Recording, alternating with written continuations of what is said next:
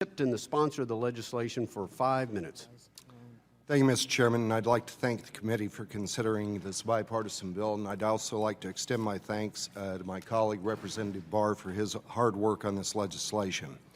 The Taking Account of Institutions with Low Operational Risk Act requires the federal financial institutions regulatory agencies, including the Federal Reserve, the FDIC, the OCC, NCUA, and CFPB, to tailor any regulatory action occurring after enactment appropriately applying to banks and credit unions.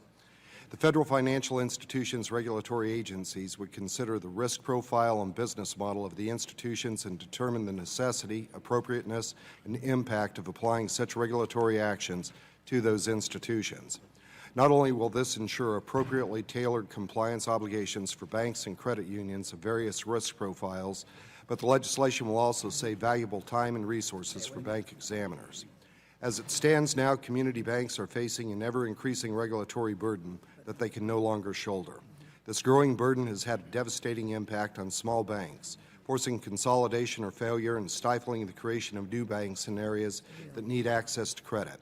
A December 2015 report by the Dallas Fed highlighted this problem, noting that the regulatory environment is increasingly addressing big bank processes and tends to be one-size-fits-all, before concluding that the regulatory oversight should match the level of risk and institution imposes to the financial system and the economy at large. The growing compliance burden is not felt by the community banks and credit unions alone.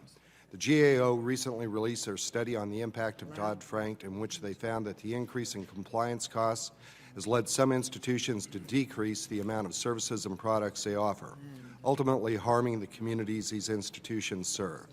I've heard firsthand from my state. First Bank of Westminster, Colorado, shut down the majority of their mortgage group from 15 to 4 people, and some lost their jobs because of the cost of regulatory burdens because they became more expensive.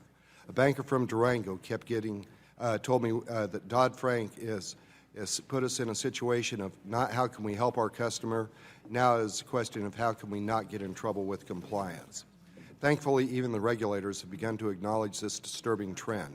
Over the past year, Federal Reserve Chair Yellen, Federal Reserve Board Governor Tarullo, and FDIC Chairman Honig have all recognized and acknowledged that community banks and credit unions have been unfairly subject to supervisory trickle-down. Unfortunately, outside of these platitudes, little has actually been done to be able to alleviate the problem. The TAILOR Act will stop the trend of increasing compliance costs and decreasing financial services by ensuring that regulations are tiered to the business model and risk profile of the institution. Financial institutions who are not the cause of the financial crisis will once again be able to fully serve their communities. Not only will this legislation provide relief for community banks and credit unions, but it will also allow regulators to focus their resources working with institutions that actually need attention. I urge my colleagues to support this common-sense measure to provide relief for our community lending institutions. And with that, Mr. Chairman, I yield back. Gentleman yields back. He seeks recognition.